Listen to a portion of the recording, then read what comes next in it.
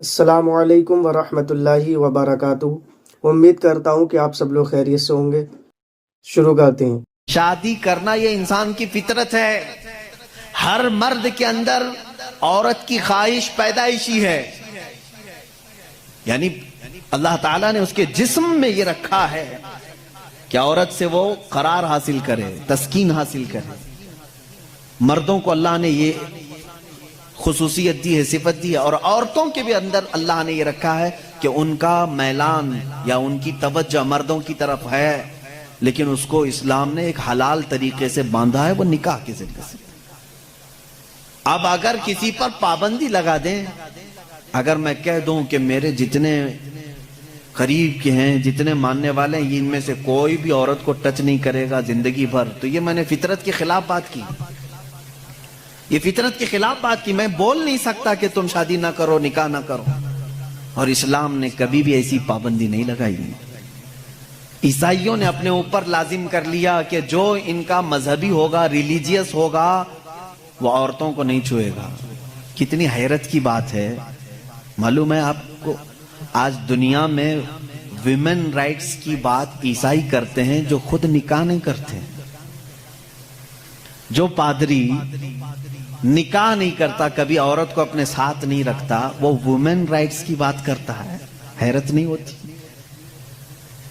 کچھ نن ایسی ہیں جن کو زندگی بھر کے لیے پابندی لگا دی گئی کہ اب تم کسی مرد کی بیوی بن نہیں سکتی، سنیاس لے لیا اس نے، وہ کبھی یہ راستے پر آ نہیں سکتی۔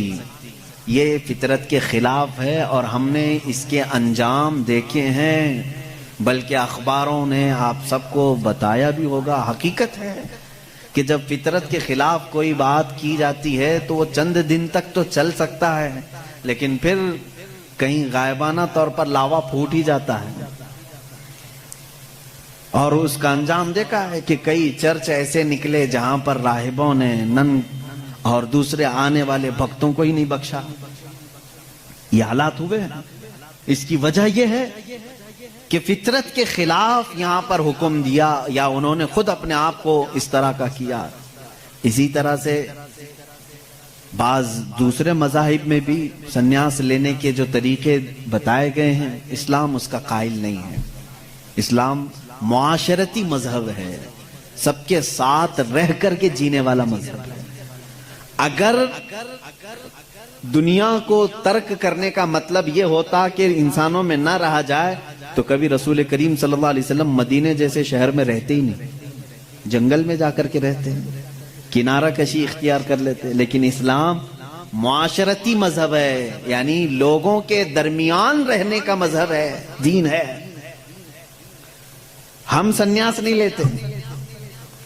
ایک صحابی، 3 صحابہ حضور صلی اللہ تعالی علیہ وسلم کے حجرے کے باہر کھڑے ہو کر کے یہ باتیں کر رہے تھے۔ حضور صلی اللہ علیہ وسلم رات کو عبادت کے لیے کھڑے ہوتے تو آدھی رات گزر جاتی تھی، تو تینوں نے دیکھ کر کے کہا یہ تو بخشے ہوئے ہیں، یہ معصوم ہیں، ان سے کوئی خطا نہیں ہوئی، اس کے بعد اتنی عبادتیں ہیں ان کی، ہم جیسوں کو تو کیا کرنا چاہیے، بڑی عبادت کرنی چاہیے۔ جب رسول اتنی عبادت کر رہے ہیں، تو ان تینوں صحابہ میں سے تینوں نے کیا کیا جانتے ہیں؟ ایک نے یہ اس دن وعدہ کر لیا، آج کے بعد سے میں کبھی کسی عورت کے پاس جاؤں گا ہی نہیں، زندگی بھر کے لیے عورت کے قریب نہیں جاؤں گا۔ دوسرے صحابی نے کہا آج کے بعد سے میں کبھی رات کو سوؤں گا ہی نہیں، پوری رات کھڑا رہوں گا۔ تیسرے صحابی نے کہا آج کے بعد سے میں کبھی کھاؤں گا ہی نہیں، دن میں بھی اور رات میں بھی روزہ رکھوں گا۔ رسول کریم صلی اللہ تعالی علیہ وسلم اندر سے سن رہے تھے، باہر تشریف لائے ہیں، اور میرے آقا صلی اللہ تعالی علیہ وسلم نے پوچھا تم میں سے کون کون ہے جو یہ باتیں کر رہا تھا؟ وہ صحابہ نے کہا کہ یا رسول اللہ صلی اللہ علیہ وسلم، ہم نے آپ کی عبادتوں کو دیکھ کر کے یہ کہا، جب آپ سید الانبیاء ہیں، معصوم ہیں، آپ اتنی عبادت کرتے ہیں تو پھر ہماری عبادت کا حال کیا ہونا چاہیے؟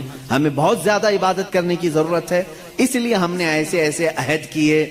میں نے کہا ہے کہ آج سے میں عورتوں کو چھوؤں گا نہیں، کبھی کسی کے قریب نہیں جاؤں گا، نکاح کر کے بھی نہیں جاؤں گا۔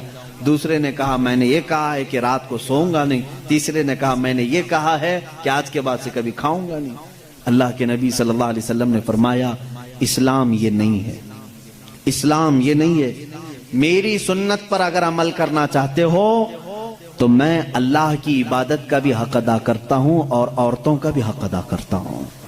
میں نے اپنی رات کو تقسیم کر رکھا ہے, بیویوں کے لیے بھی حق ہے اور اللہ کی عبادت کا بھی حق ہے.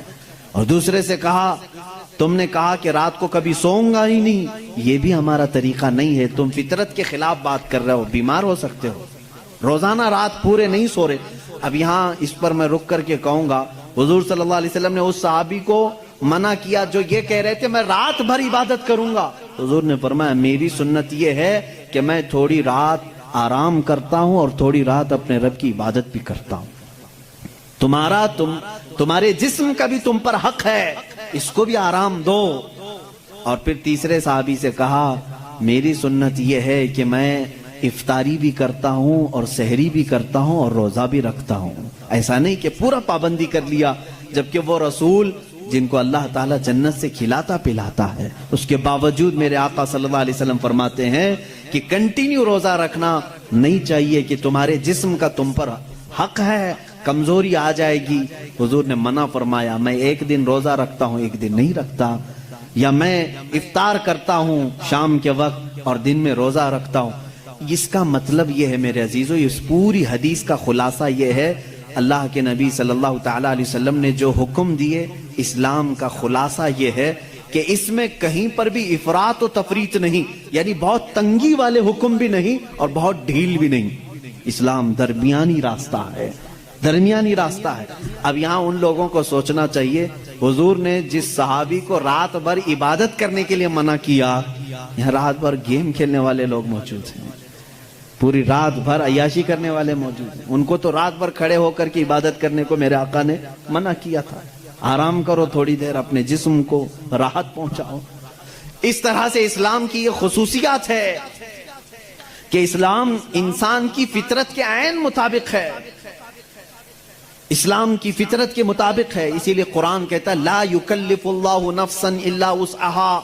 میں آج چیلنج کرتا ہوں, ایک ایسا حکم لا کر کے دکھا دو, ایک ایسا حکم اسلام میں کہ جس میں ایسا لگتا ہو کہ یہ انسان کے لیے بھاری ہے. ایسا نہیں ہونا چاہیے, ایسا نہیں ہونا چاہیے تھا. اسلام نے اپنے ماننے والوں پر یہ پابندی کیوں لگائی؟